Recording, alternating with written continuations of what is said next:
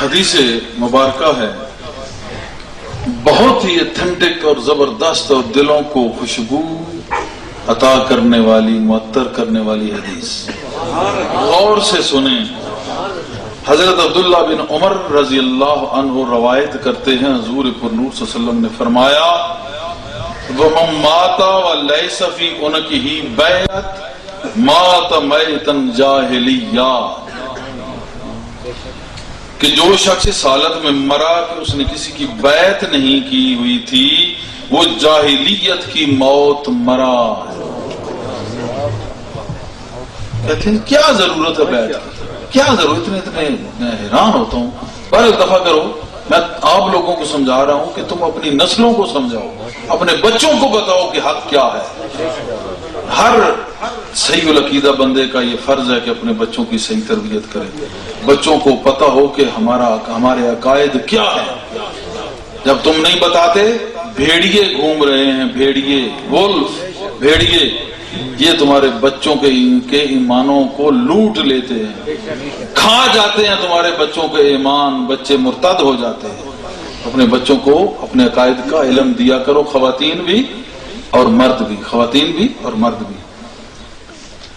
تو وَمَن مَاتَ، اور جو مر گیا، وَلَيْسَ فِي عُنُقِهِ بَيْعَةٌ، اور اس کی گردن میں بیعت نہیں تھی، مَاتَ مَيْتًا جَاهِلِيًّا، وہ تو جہالت کی موت مرا۔ واضح حدیث ہے، کہاں لکھی ہے میں بتاتا ہوں۔ صحیح مسلم میں ہے، سنن الکبریٰ از بہقی، امام بہقی ان کی ہے، مجمع الزوائد از ہیثمی اس میں ہے، مشکات المصابیح از تبریزی اس میں ہے۔ کتنی حدیث کی کتابوں میں ہے؟ اب بتاؤ بیعت ضروری ہے یا نہیں ہے؟ وَمَن مَاتَ وَلَيْسَ فِي عُنُقِهِ بَيْعَةٌ مَاتَ مَيْتًا جَاهِلِيًّا، جو مر گیا بیعت کے بغیر وہ جہالت کی موت مرا۔ صحیح مسلم میں ہے، سنن الکبریٰ میں ہے، از بہقی، سنن الکبریٰ از بہقی، مجمع الزوائد از ہیثمی، مشکات المصابیح از تبریزی، ان کتابوں میں ہے۔ اور ایک اور کتاب میں ہے اقتباس الانوار، اس میں بھی ہے۔ یہ اقتباس الانوار کا میں نے کیوں خاص کر نام لکھا، یہ میں نے اس میں پڑھی اور پھر اس کے حوالے میں نے حدیث میں تلاش کیے، مل گئے۔ اب اقتباس الانوار از شیخ محمد اکرم قدوسی رحمۃ اللہ علیہ کی یہ کتاب ہے، اور 1130 ہجری میں یہ لکھی گئی۔ شیخ محمد اکرم قدوسی رحمۃ اللہ علیہ 1130 ہجری میں اس کتاب کو انہوں نے لکھا، اس میں بھی یہ حدیث لکھی ہوئی، اس میں بھی یہ لکھی ہوئی۔ کتنے سال، 100 سال ہو گئے پروفیسر صاحب، اب کتنا کیا ہے، 1500 کچھ ہے نا، تو 1130، 12، 13، 14، 15، 400 سال پرانا حوالہ ہے یہ، 400 سال۔ جس وقت مولوی مولا والے ہوتے تھے، وہ زمانہ یاد آ گیا، یہ اس زمانے کا ہے یہ حوالہ۔ اب یہ اقتباس الانوار، اس کی اہمیت کیا ہے بھائی؟ اس میں یہ لکھا ہے کہ حضور، یہ اکرم قدوسی رحمۃ اللہ علیہ نے دیکھا کہ حضور علیہ الصلوۃ والسلام نے یہ کتاب جب انہوں نے پرنٹ کر دی، جب یہ لکھی گئی تو انہوں نے خواب میں دیکھا کہ حضور صلی اللہ علیہ وسلم نے یہ کتاب ہاتھوں میں اٹھائی ہوئی، ہمارے نبی کریم نے یہ کتاب ہاتھوں میں اٹھائی ہوئی ہے، اور کہہ رہے ہیں کہ بہت ہی زبردست کتاب ہے، بڑے اچھے اس میں واقعات ہیں۔ گویا یہ کتاب منظور نظر مصطفیٰ، تو جس کتاب کو میرے پیارے مصطفیٰ قبول فرما لیں، درجہ قبولیت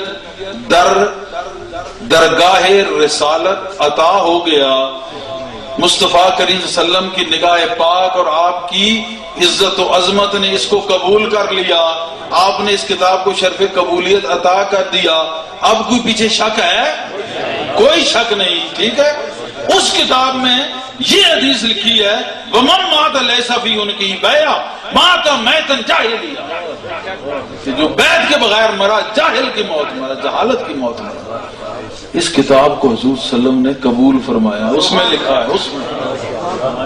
اب بتاؤ بیعت کیا ہے، ضروری ہے یا غیر ضروری ہے؟ بات ختم ہوگی، باقی کتب حدیث کے حوالے میں نے آپ کو دے دیے۔